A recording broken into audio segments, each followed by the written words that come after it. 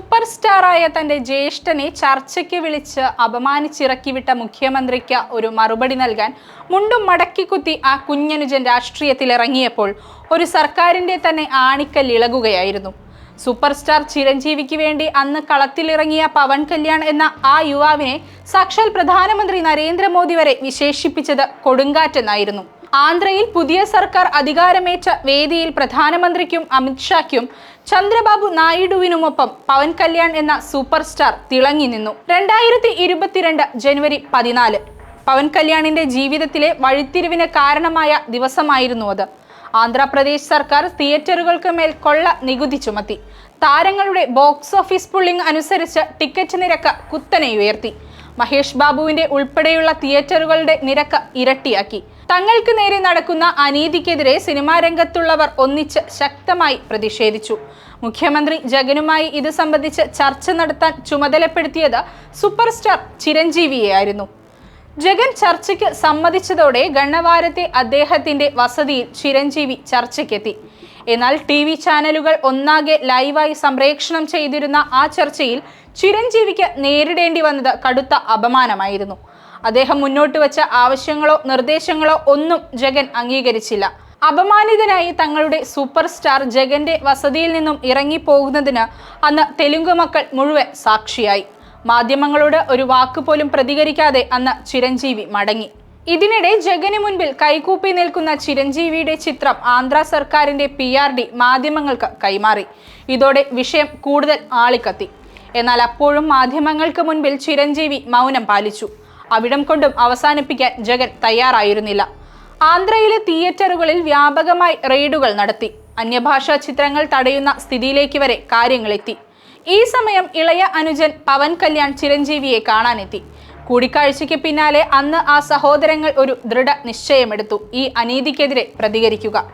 പിന്നാലെ മാധ്യമങ്ങളെ കണ്ട ചിരഞ്ജീവിയും പവനും ആദ്യമായി വിഷയത്തെ മൗനം വെടിഞ്ഞു. ജഗനെതിരെ രൂക്ഷ വിമർശനവുമായി മാധ്യമങ്ങൾക്ക് മുന്നിലെത്തി. ജഗന്റെ സർക്കാരിനെ തൂത്തെറിയുക എന്ന ലക്ഷ്യത്തിലേക്കുള്ള അടുത്ത പടിയെന്നോണം 2014 താൻ രൂപീകരിച്ച ജനസേനയെ NDAയുമായി ചേർക്കുക എന്നതായിരുന്നു പവൻ ചെയ്തത്. ജനസേന പാർട്ടിയെ ശക്തിപ്പെടുത്താനുള്ള അതികഠിനമായ ശ്രമങ്ങളിലായിരുന്നു പിന്നീട് പവൻ. ഒരിക്കൽ പാർട്ടി പരിപാടി കഴിഞ്ഞ അമരാവതിയിലേക്ക് വന്ന പവനെ ജഗന്റെ പോലീസുകാർ തടഞ്ഞു. തിരികെ പോകണമെന്ന് ആവശ്യപ്പെട്ടു. പിന്നീട് അവിടെ നടന്നത് ആക്ഷൻ സിനിമകളെ വെല്ലുന്ന രംഗങ്ങളായിരുന്നു. തന്നെ തടഞ്ഞ പോലീസുകാരെ ജീപ്പിന് മുകളിൽ കയറിയിരുന്നു കൊണ്ട് പവൻ വെല്ലുവിളിച്ചു.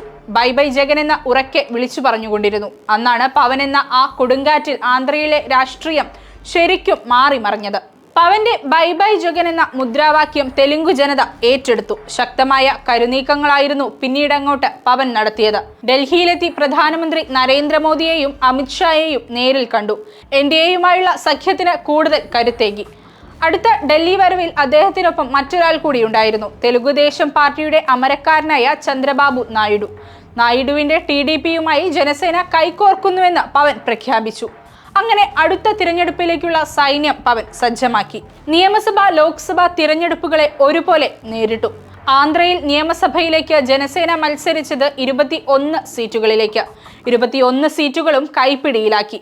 കണ്ണുവച്ച 2 ലോക്സഭാ സീറ്റുകളും നേടി. കാക്കിനാഡ ജില്ലയിലെ പിതാപുരത്ത് നിന്നും YSR കോൺഗ്രസിന്റെ മുതിർന്ന നേതാവ് വങ്ക ഗീതയെ 70,000-ലധികം വോട്ടുകളുടെ ഭൂരിപക്ഷത്തിൽ പവൻ നിലം പരിശാക്കി. 175 അംഗങ്ങളുള്ള ആന്ധ്ര നിയമസഭയിലെ 164 സീറ്റുകളും ലോക്സഭാ സീറ്റുകളിലെ 25 സീറ്റിൽ 21 സീറ്റുകളും നേടിക്കൊണ്ട് NDA കോൺഗ്രസിനെയും YSRPയെയും നിലം പരിശാക്കുകയായിരുന്നു. തിരഞ്ഞെടുപ്പിൽ മത്സരിച്ച് ജയിച്ച സീറ്റുകളിലെല്ലാം ജയിച്ച ചരിത്രം കുറിച്ച ജ്യേഷ്ഠൻ നേരിട്ട അപമാനത്തിന് കണക്കും പറഞ്ഞ പവൻ അമരാവതിയിലെത്തി. തന്റെ സൂപ്പർ ചേട്ടന്റെ അനുഗ്രഹം വാങ്ങാനായി നിറക്കണ്ണുകളോടെ തന്റെ അനുജനെ ചിരഞ്ജീവി മാലയിട്ട് സ്വീകരിച്ചു.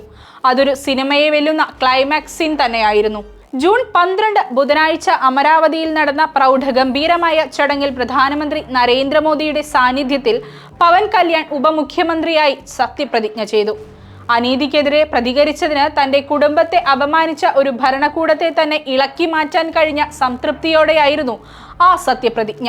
ആന്ധ്രയിൽ ഇപ്പോൾ കൊടുങ്കാറ്റിന് ശേഷമുള്ള ശാന്തതയും.